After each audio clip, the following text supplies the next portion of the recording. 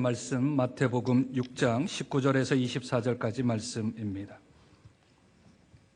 마태복음 6장 19절에서 24절 말씀, 우리 한 절씩 교독하고 마지막 절은 함께 읽으면 우리 입술이 복될 줄로 믿습니다. 제가 먼저 6장 19절을 읽습니다. 너희를 위하여 보물을 땅에 쌓아두지 말라. 거기는 좀과 동록이 해하며 도둑이 구멍을 뚫고 도둑질하느니라. 오직 너희를 위하여 보물을 하늘에 쌓아두라. 거기는 좀이나 동록이 해하지 못하며 도둑이 구멍을 뚫고도 못하고 도둑질도. 내 보물 있는 그곳에는 내 마음도 있느니라. 내 눈이 성하면 온몸이 밝을, 눈이 나쁘면 온몸이 어두울 것이니 그러므로 내게 있는 빛이 어두우면 그 어둠이 얼마나 더 하겠느냐. 한 사람이 두 주인을 섬기지 못할 것이니 혹 이를 미워하고 저를 사랑하거나 혹 이를 중히 여기고 저를 경히 여김이라. 너희가 하나님과 재물을 겸하여 섬기지 못하느니라. 아멘. 우리들은 계속하여서 산상수훈, 예수님께서 가르쳐 주신 천국의 국민에 관한 내용들을 함께 살펴보고 있습니다. 5장에서는 천국의 국민들의 정체성, 국민성, 그리고 그들이 해야 할 무엇이라는 점에 관점을 맞추었다면, 이제 6장은 그렇다면 그 무엇을 어떻게 살아갈 것인가, 천국의 국민이라면, 천국의 백성이라면 어떻게 그것을 살아갈 것인가에 대하여서 지난주와 그 지난주에 살펴보았습니다. 자신의 영광을 위하여, 자신의 칭찬을 위하여, 자신의 명예를 위하여, 또는 자신의 존재 확인을 위하여서 구제나 기도나 금식을 하면 이미 자기 상을 받았다, 성경은 말씀합니다. 그러므로 영원히 주시는 하나님의 상은 기대하지 말라 하셨습니다. 오늘 본문은 진정 자신을 위한 게 무엇인가, 또는 천국의 백성으로서 하나님의 상을 어떻게 받는 것인가, 조금 더 나아가 하늘의 상을 어떻게 쌓는 것인가에 대하여서 예수님이 구체적으로 우리에게 말씀해 주고 계십니다. 그러므로 어떻게 천국의 국민이 살 것인가에 대하여서 두 번째 말씀을 주신 것이지요. 거기에 대한 말씀을 예수님은 보물이라는 단어로 함축해 주십니다. 보물이요. 사람들마다 보물은 각기 다를 것입니다. 내가 귀하게 여기는 것, 내가 소중히 여기는 것, 어떤 이는 건강을, 어떤 이는 자녀를, 어떤 이는 내 물질을, 또 어떤 이는 나의 시간을, 각각의 다른 보물들이 있겠지요. 근데 그 보물을 이 땅이 아닌 하나님 나라로 관점으로서 해석을 해주고 있습니다. 육신을 가진 사람은 보물이 필요합니다. 이 땅에서는 육신적으로 살아가는데 보물은 당연히 필요하지요. 천국의 국민들도 보물은 필요하기 마련입니다. 보물이나 물질이나 재물이나 이런 것들이 다 필요하기 마련입니다. 그런데 우리 주님께서 기도를 가르쳐 주었지 않습니까? 하나님의 나라가 이 땅에 임하게 하옵소서. 주님이 가르쳐 주신 기도 안에 하나님 나라가 이 땅에 임하게 하여 주옵소서, 하늘의 뜻이 땅에서도 이루어지이다 라고 기도를 하는 사람, 그러한 사람은 모든 보물을 천국에 맞추어서 이해하고 천국에 맞추어서 이 땅에서 살아가야 하며 사용해야 합니다. 예수님께서 유일하게 하나님 자리에 올려놓은 것이 보물입니다. 또한 그것을 조금 더 세부적으로 예수님이 말씀하시면 오늘 이 재물에 관하여서 하나님 자리와 동등으로 여깁니다. 왜 그럴까요? 이 물질이라는 것을 사람들이 마치 하나님처럼 생각합니다. 세상에서 이런 말 많이 들어보셨죠? 돈으로 안 되는 게 있는가? 돈으로 안 되는 게 있는가? 그래서 돈이 전능하다라고 여기거나, 또는 돈이 있으면 모든 정보, 모든 것을 알 수 있다, 전지. 돈이 있으면 내 권세가 계속되어진다, 영원성. 이 다 하나님의 속성인데, 마치 돈이 많으면, 소유가 많으면, 물질이 많으면 나는 하나님처럼 될 수 있다라고 여기는 그 유일한 예수님께서 하나님 자리와 비교 대조하고 있는 게 이 오늘 재물입니다. 그러니 재물에 관한 말씀은 단순히 용도나 사용 이런 것이 아니라 예수님은 두 주인이라고 말하면서 우상 숭배와 연결을 시키고 있는 것이죠. 두 주인을 섬길 수 없다. 우상 숭배에 빠질 수 있는 아주 중요한 것 중에 하나가 이 물질 재물이라고 말씀하고 계시는 거죠. 그러니 너는 지금 천국의 국민으로 누구를 섬기느냐라고 질문을 하는 겁니다. 너는 물질을 섬기느냐, 재물을 섬기느냐, 아니면 하나님을 섬기느냐라고 예수님은 우리에게 지금 질문을 하고 계십니다.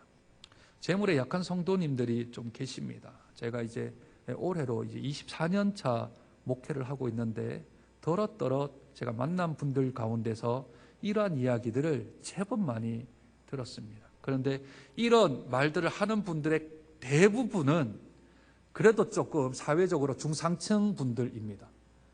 중하나 또는 또 빈민이나 또는 기초생활 대상자들이 그런 얘기를 한 적은 단 한 번도 들어본 적은 없습니다. 어느 정도 평균 이상은 사시는 분들이 이런 이야기를 하십니다. 목사님도 헌금이 신앙생활에서 가장 중요한 요소라고 생각하십니까? 뭘 묻는 거죠? 목사님도 헌금이 이 신앙생활 아주 중요합니까? 이 얘기는 저는 중요하게 생각 안 합니다. 그 얘기를 하는 것 아니겠습니까? 그러면 하시는 말씀이 제가 제 시간 다 봉사하겠습니다. 제가 육신 필요하면 교회에서 부르면 제가 언제든지 달려오겠습니다. 제가 집에서라도 제가 가지고 있는 은사가 있다면 주보를 만들거나 홈페이지를 관리하거나 여러 가지들을 하는데 그거 다 하겠습니다. 그런데 목사님, 헌금 생활만 저한테 얘기하지 마십시오. 제가 그렇게 대답을 드립니다. 아니, 목사의 기준이면 안 하셔도 되는데요. 목사의 주장이면 이걸 듣지 안 들을지 판단하시면 되는데, 그런데 제 말이 아니고 예수님 말씀이면 이건 저한테 물을 게 아니고 하나님께 물어야 될 거 아니겠습니까?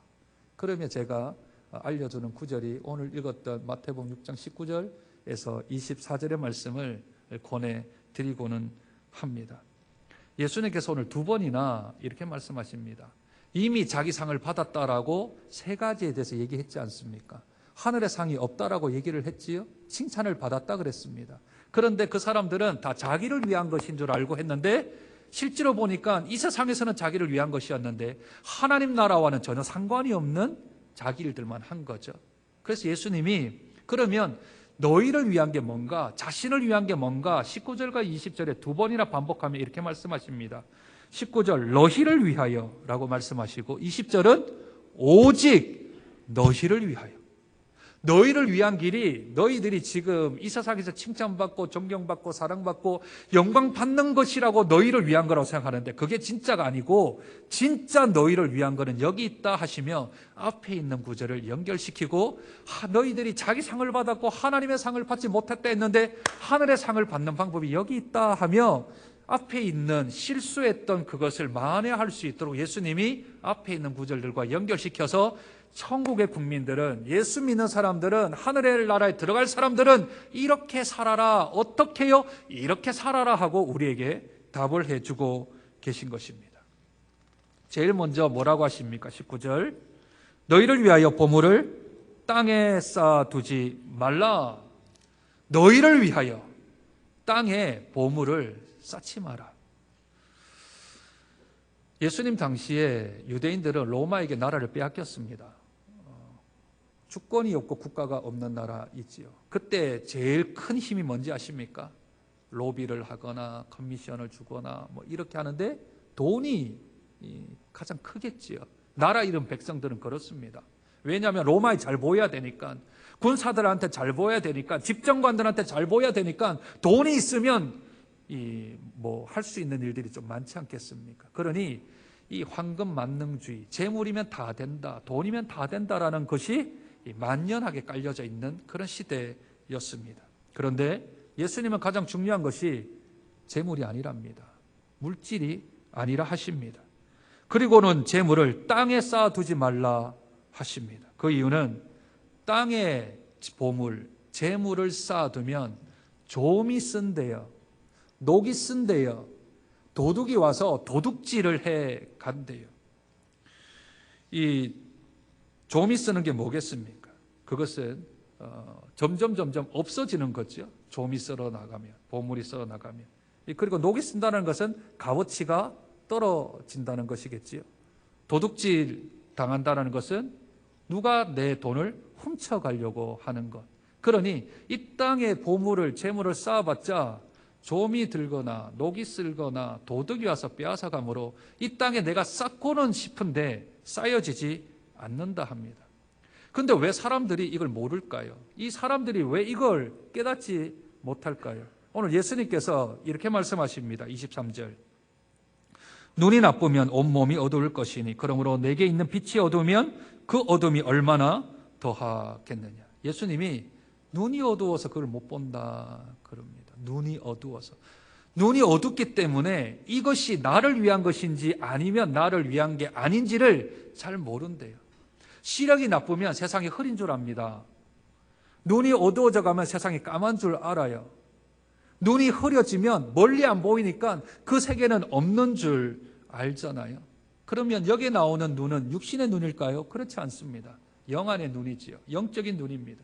이것을 영적 시각이라고도 하고 영적 판단력이라고도 합니다. 판단력이 흐려지는 거죠. 영적으로, 육신적으로는 우리가 판단을 할 수 있을는지 모르겠지만 영적으로는 판단력이 흐려져서 이게 나를 위한 건지 아닌지 분별을 잘 못하는 그러한 상황에 있는 겁니다. 영안이 없는 사람, 눈이 어두웠던 사람, 그 어두웠던 사람 대표적인 한 사람, 지난주 주일날 돌아가신 분이 계십니다. 2020년 10월 25일이지요. 여러분도 다 이번 주 안에 매스컴에 한두 번은 좀 들었을 것입니다. 우리나라 가장 최고 가는 재벌 총수가 지난주 주일 생을 달리했습니다. 42년생이시니까 올해로 79세 정도 되어지지요. 그런데 79세까지 건강한 게 아니라 2014년도에 신경경색으로 쓰러져서 지금 6년 동안 투병하시다가 그렇게 돌아가셨습니다. 사람들이 놀란 건 그분이 죽었다라는 소식에 놀란 게 아니고 총 자산이 18조 원이다라는 데 놀랐답니다. 우리는 안 놀랍니다. 1조는커녕 1조는커녕 뭐 100억도 없는 사람들이 뭐 이게 18조 이러면 이게 뭐 어떤 건가에 감이 오지 않지 않습니까? 그러니까 별로 놀라지를 않지요. 18억 하면 와 그럴 텐데 18조 그러니까 그 감이 안 옵니다. 그런데 더 놀랄 사실은 그 자녀들이 낼 상속세가 10억 8,900억이랍니다. 10조요. 10조 8,900억, 거의 11조를 상속세를 내야 된다네, 우리나라 세법에. 그러면 얼마 남습니까? 뭐 7조 남는데도 우리는 감이 없죠? 7조가 남습니다. 그런데 7조가 남는데 그 7조가 자기의 재산이 언제냐면 17년 전에 7조였대요. 17년 전에 자산이. 그러니까 17년 동안 왔던 삶이 다 세금으로 다 이제 환원을 하는 거죠. 이 얘기를 이제 좀이 쓸고 녹이 쓸고 도둑이 가져간다. 예수님의 비유로 이야기를 한 겁니다. 만약 2014년 그분이 심경경색으로 쓰러지기 전에 그냥 몸이 건강했을 때 2020년 10월 25일 날 내가 죽는다라는 걸 알았다면, 그래서 내 자산이 18조 정도 되는데 11조가 국고에 세금으로 들어가는 걸 알았다면 2010년도, 2011년도 어떻게 살았겠습니까? 그걸 미리 알았다면, 영적인 눈이 열려서 내가 79세에 죽고 그리고 내 재산 중에 거의 5분의 3 정도가 국고로 들어가는 걸 알았다면 그 돈을 어떻게 썼겠습니까? 그리고 천국에 쌓는 법을 알았다면 어떻게 그분이 했겠습니까? 눈이 어두우니까 그러지 못하고 그냥 그렇게 돌아가신 것 아니겠습니까? 그럼 우리에게 있는 재물, 우리에게 있는 소유, 우리에게 있는 시간, 우리에게 있는 것들을 어떻게 사용해야 할까요? 예수님은 우리에게 다시금 말합니다. 오직 너희를 위하여 보물을 어디에 쌓아두라고요? 하늘에 쌓아두라. 왜냐하면 그 하늘에는 좀도 안 쓸고 녹도 안 쓸고 도둑도 없다. 쌓아놓으면 그대로 있지 그게 없어지지 않으니까 하늘에 쌓아두라. 하늘에 쌓아두는 사람은 어떤 사람들이 쌓느냐라고 오늘 22절에 이렇게 말씀하십니다. 눈은 몸의 등불이니 그러므로 너의 눈이 성하면, 이 성하다는 말은 순전하면, 순수하면, 청결하면 온몸이 밝을 거다. 우리가 팔복에서 들었지요. 마음이 청결한 자는 어떻게 된다고요? 하나님을 본다고요. 하나님을 본다고. 마음이 순전하면, 그 눈이 밝아서 순전하면 하나님을 본다고요. 하나님을 보는 사람들이 이 땅의 재물을 쌓으려고 노력을 하지 않는다라는 겁니다.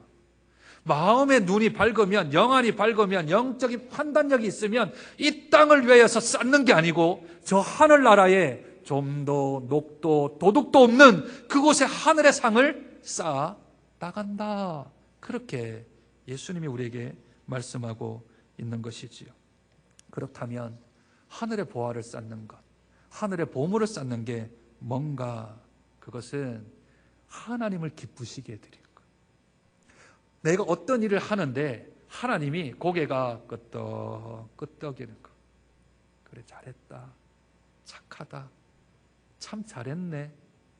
부모의 마음이 자식이 하는 거 알지 않습니까? 부모가 볼 때 자식이 참 잘했다, 말은 못할지라도 그 마음 안에 기쁨이 있고 그 마음 안에 즐거움이 생긴다면 그 자녀는 잘하는 일들이겠지요. 성경에는 이런 것을 통하여 하나님을 기쁘게 하신답니다. 히브리서 11장 6절, 믿음이 없이는 하나님을 기쁘시게 못하나니 하나님께 나아가는 자는 반드시 그가 계신 것과 또한, 잘 들으세요, 그가 자기를 찾는 자에게 상 주시는 이심을 믿어야 할지. 하나님을 찾는 자를 하나님은 상 주신답니다. 하나님을 의지하고 하나님을 의뢰하고 하나님께 나오고 하나님께 기도하고 하나님께 간구하는 자를 하나님이 귀히 여기신대요. 그리고 그들에게 상을 주신답니다. 또한 믿음이 없이는 하나님을 기쁘시게 못한다 했습니다. 그러니 믿음으로 살려고 애쓰는 삶, 신앙으로 살려고 애쓰는 삶, 그 삶이 하늘에 상이 쌓여가는 거죠. 이 땅을 위해서 살아가는 것, 내 육신을 위해서 살아가는 것, 그것은 땅에 있어서 그냥 없어질 수도 있지만 하나님을 기쁘시게 해드리는 믿음의 삶, 하나님이 나에게 상을 주실 거라고 하는 그 믿음 가지고 살아가는 삶, 그 삶에 하나님이 상을 주시는데 그 상이 하늘에 차곡차곡 쌓인다 하시는 거죠.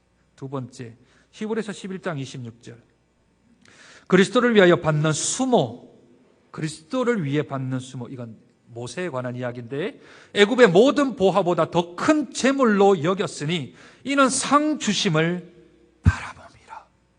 모세가 애굽의 왕자의 자리를 거절하고 미디안 광야로 가서 이스라엘 백성들을 이끌고 갔던 그 수치여, 그 모멸이여, 하나님을 위하여서 내가 기꺼이 포기했던 그 마음이여, 그 마음을 하나님이 상을 주신대요.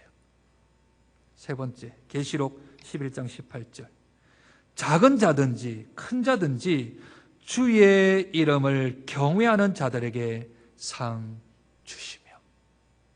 경외한다라는 말은 무서워한다는 말이에요. 두려워한다는 것. 하나님을 두려워하는 삶. 하나님 두려워서 죄 안 짓고, 하나님 무서워서 내가 이거 거절하고, 하나님 때문에 내가 이것을 내가 하지 않겠다라고 말할 수 있는 용기를 가지면 하나님을 경외하는 자에게 하나님이 상을 주시겠다 하시는 겁니다. 이런 여러 가지 상들이 하늘에 차곡차곡 쌓인답니다.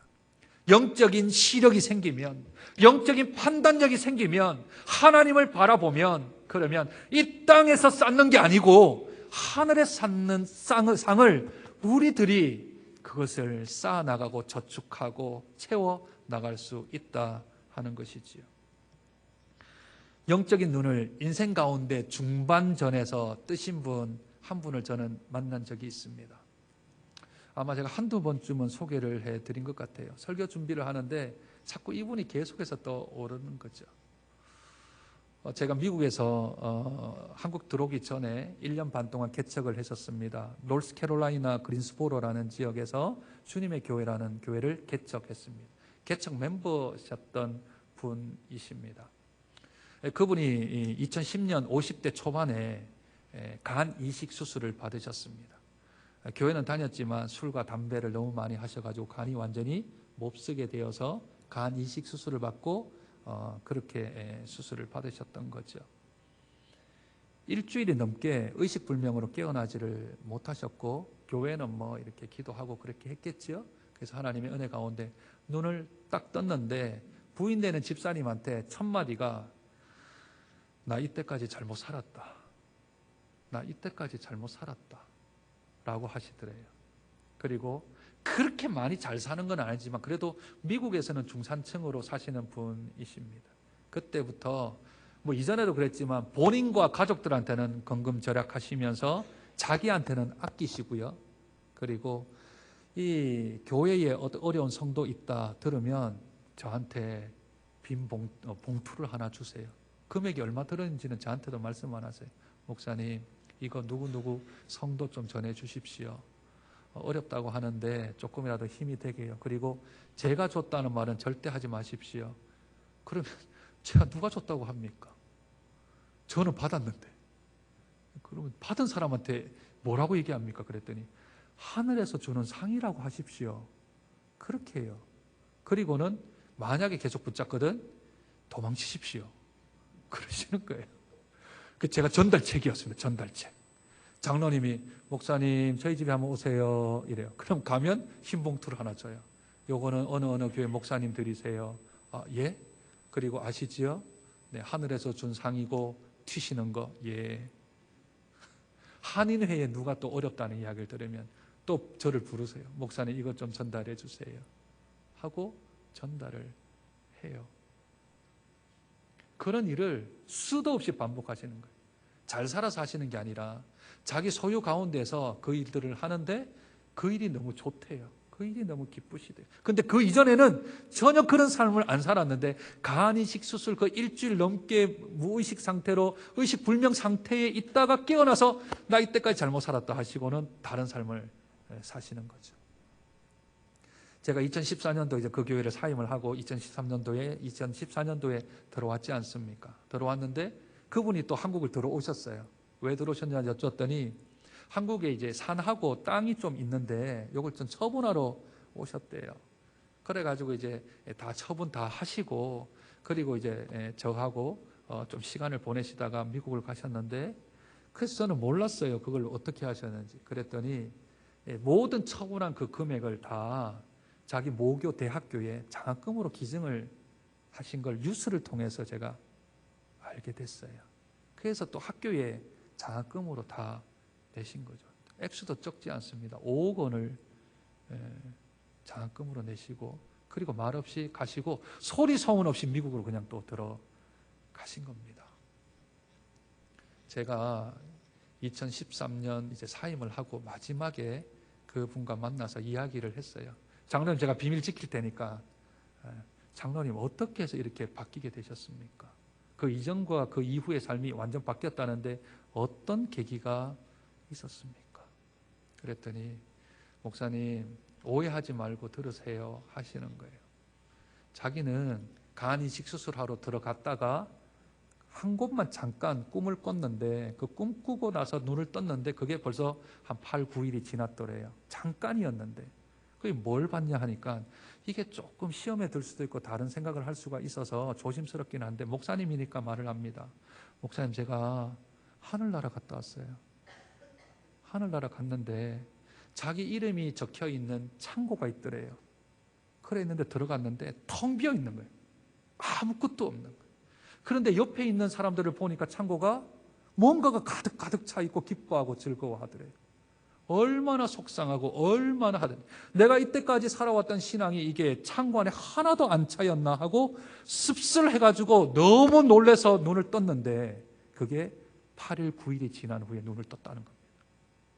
그리고 첫 말이 내가 지금까지 잘못 살았다 하고 그 이후로부터 하나님이 마음을 주시면 그것이 10만 원부터 시작을 해서 많게는 500만 원까지 본인이 할 수 있는 선에서 그렇게 하시는 것들을 보았습니다. 처음부터 그랬던 분이 아니라 인생에서 영안이 열린 거죠. 눈이 열린 거죠. 하나님이 보시기에 뭐가 기쁘신지, 하나님이 보시기에는 어떤 삶이 더 나은 건지, 자기 거는 안 쓰고 자기 거는 그것을 절약하더라도 다른 이들을 위하여서 어려운 사람, 힘든 사람 섬기고 도와주는 일에 이제 인생을 다 하시고 지금까지도 계속해서 그 일을 하고 있다라고 제가 지난달에도 통화를 한번 했더니 그런 이야기들을 하시는 거예요. 목사님 비밀 지켜주셔서 감사합니다. 지금은 또 제가 다른 사람을 통해서 그렇게 전달을 하고 있습니다. 기도 많이 해주세요. 제가 조금이라도 더 살아서 간 이식을 받고요. 또 몇 년 전에는 신장 이식까지 받으셨거든요. 2차로. 생명이 보장되어 있지 않는 분이십니다. 그럼에도 불구하고 생명을 조금 더 연장시켜달라고 기도 부탁을 해요. 왜냐하면 내가 좀 이곳에서 해야 될 일들이 좀 더 있는 것 같은데 나를 이어서 나올 때까지 조금 더 그런 일을 하고 싶다라는 말을 듣고는 제가 마음 다해 뜻 다해서 기도해 드린 적이 있습니다. 분명히 이분은 두 주인을 섬기는 것 같지는 않습니다. 한 주인을 섬기고 있는 것 같습니다. 그 한 주인을 사랑합니다. 그 한 주인을 귀하게 여깁니다. 오늘 24절 보세요. 한 사람이 두 주인을 섬기지 못할 것이니 혹 이를 미워하고 저를 사랑하거나 혹 이를 중히 여기고 저를 경히 여깁니다. 한 사람이 한 주인밖에 못 섬긴대요.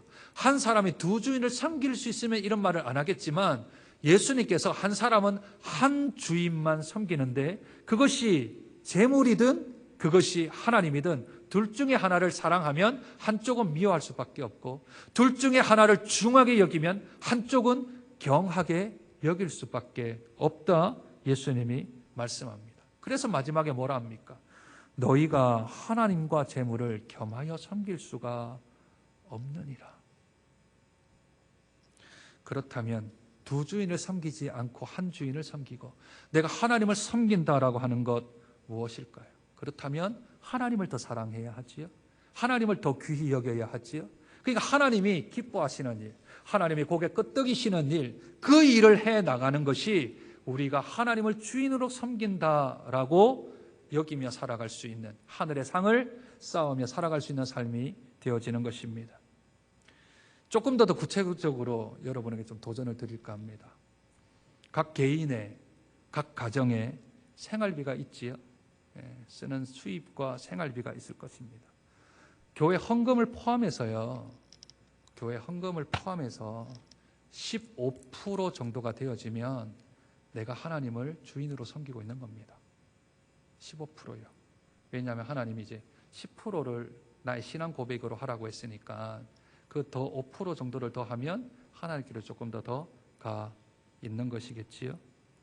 여기 5%는 헌금도 되겠지만 또는 내가 아는 농어촌 교회를 좀 돕거나 또는 내가 목회자나 선교사를 돕거나 또는 컴패션이나 유니세프나 또는 월드비전이나 또 어려운 세계에 있는 아이들을 돕는 것부터 시작하고 또 내 주위에 있는 정기적으로 후원하고 돕는 것, 사랑의 열매 다 포함해서 15% 정도가 되면 내가 하나님을 주인으로 섬기고 있고요. 15%에서 자꾸 뒤로 가면 갈수록 밑으로 가면 갈수록 내가 하나님보다는 재물 쪽으로 내 마음이 더 가 있을 수 있습니다. 그러나 그 퍼센테이지가 액수는 중요하지 않아요. 액수는. 왜냐하면 어떤 사람의 수입과 또 나의 수입은 다르잖아요. 액수는 중요하지 않아요. 500억 자산가가 1년에 1억 하면 그건 많이 한 게 아니고요. 1년에 내 연봉이 3천만 원인데 1,000만 원 헌금한 거는 1억보다는 작지만 퍼센테이지로는 엄청 많은 거니까 이것은 액수로 말할 수 있는 게 아니에요. 각각의 수입이 다르고 각각의 생활 여건이 다 다르니까. 그런데 내 수입이 만약에 내가 그게 15%가 안 된다. 안 되면 괜찮습니다. 내가 잘 몰랐던 걸요. 내가 이것에 대한 하나님을 귀하게 여기고 하나님을 사랑하고 하나님을 중히 여겼다는 걸 잘 몰랐다면 괜찮습니다. 그렇다면 1년에 1%씩 올리면 됩니다. 1년에 1%요. 조금씩. 처음부터 바꿔버리면 생활이 어려움이 생겨요. 그게 한순간에 될 일은 아니거든요. 왜냐하면 생활도 해 나가야 되니까. 갑작스러운 변화는 어떤 충돌이 생기게 되어집니다. 그러니 내가 내 수입에, 내 생활비에 내가 1%, 2%밖에 안 했다. 괜찮습니다. 내년에는 거기서 1% 올리고 그 후년에 또 1% 올리고 그렇게 조금씩 올라가면 내 주인이 누군가를 내 스스로가 증명하게 되어져 있지 않겠습니까? 그러니 우리가 두 주인을 섬기지 못한다고 한다면, 그렇다면 내가 물질에서 자유한다면 15% 정도는 하나님이 기뻐하시는 곳, 하나님이 고개가 끄덕여지시는 곳, 그곳에 내가 헌금이든 또는 다른 데든 지원이든 기부든 간에 그 일들을 해나가는 것, 그것이 하늘의 상을 쌓는 길이다. 예수님이 우리에게 말씀하고 계십니다. 저와 여러분들은 물질에 대해서 어떻게 살고 있나요? 내가 어느 만큼 하나님에게 이렇게 드리고 기쁘시게 해드리고 고개 끄덕이는 삶을 살고 있나요? 액수는 중요하지 않습니다. 그러나 퍼센테이지는 아주 중요합니다. 그 퍼센테이지가 내 마음을 대변하는 겁니다. 나는 하나님을 사랑합니다 하는데 하나님을 위해서 물질을 사용하지 않는 건 그건 사랑하는 게 아닙니다. 남편을 사랑합니다, 아내를 사랑합니다, 자식을 사랑합니다 하는데 물질 안 쓰고 사랑을 증명할 수 있나요? 불가능합니다. 그러니 예수님이 뭐라 하셨습니까? 너의 보물 있는 그곳에 너의 마음이 있다 하셨습니다. 그렇죠? 내 보물이 있는 곳에 너 마음 있다 하십니다. 가계부를 혹시 쓰십니까? 또는 이 신용카드를 쓰세요? 안 그러면 통장에다가 캐시카드를 쓰셔서 거기에다가 내 쓴 거를 적립합니까? 한번 점검을 한번 해보십시오. 나는 몇 프로 정도를 하나님을 드리고 있는가? 하나님을 기뻐하는데 사용하고 있는가? 그렇다고 해서 먹고 사는 것을 하나님 기뻐하지 않는다, 그게 아니고요. 하나님 우리 먹고 살아가는 거 다 아십니다. 가족을 위해서 쓰는 것 괜찮습니다. 그런데 우리의 한 달에 대한 그 사용 지출 내역을 딱 보면 이걸 보고 누구라도 하나님을 참 사랑하는구나 라는 마음은 정해져 있습니다. 거기에 대한 수치가 한 15% 정도 된다라는 말이지요. 그거보다 훨씬 더 하시는 분은 잘하고 계십니다. 단 조심해야 될 건 사람에게 보기 위하여 산다면 그건 아닙니다. 그건 자기하고 하나님만 안다 그랬죠. 그러니 내 마음 다해 뜻 다해 생명 다해 하나님을 사랑한다라고 고백한다면, 하나님이 나의 주인이시라면, 물질이 주인이 아니라 재물이 주인이 아니라 하나님이 나의 주인이시라면, 그렇다면 85% 하나님 우리에게 마음껏 쓰라고 주셨으니 15% 정도는 우리 하나님 기뻐하는 곳에, 하나님이 고개 끄덕여지는 곳에 사용한다면 우리가 누구의 종인지, 누구의 자녀인지, 어느 나라의 백성인지를 알 수 있게 될 줄로 믿습니다. 그러므로 물질에 자유하고 하나님이 주시는 그 하늘의 상을 쌓아나가서 우리가 천국에 갔을 때 우리의 곳간 안에 쌓여져 있는 그것을 보고 하나님께 칭찬받을 수 있는 저와 여러분 되시길 주님의 이름으로 축복드립니다. 하나님, 예수님께서 진정 우리 자신을 위한 것이 무엇인지 알려주십니다. 그런데 하나님, 재물이라는 것이 참 이게 우리에게는 어렵습니다. 많으면 많을수록 더 좋을 것 같은데, 그런데 그것이 우리의 마음을 자꾸 혼돈시키고 우리의 마음을 자꾸 혼란시킵니다. 주님, 이 재물을 땅에 쌓는 것이 우리에게는 좋을 것 같지만 하나님은 그것이 아니라 하십니다. 하늘에 쌓아두는 자가 하나님을 섬기는 자람이라 말씀합니다. 예수님께서 우리 자신을 위하여 가장 복된 인생이 무엇인지를 알려주셨다면, 그렇게 요청하시고 그렇게 초청하신다면 그 초청에 적극적으로 반응한 자가 될 수 있도록 은혜 도하여 주시옵소서. 물질의 종으로 살지 않게 하시고 하나님의 종으로 살게 하시고, 물질의 노예가 되지 않게 하시고 하나님의 노예가 되어서 이 세상을 살아갈 뿐만 아니라 영원한 천국에서 누릴 상급을 생각하며 영적인 눈을 뜨고 분별력을 가지고 이번 한 주간만이라도 주님이 나의 주님이라고 고백하며 살아가는 복된 한 주간의 삶이 될 수 있도록 저희들의 삶을 축복하여 주옵소서. 존귀하신 예수님 이름으로 기도드립니다.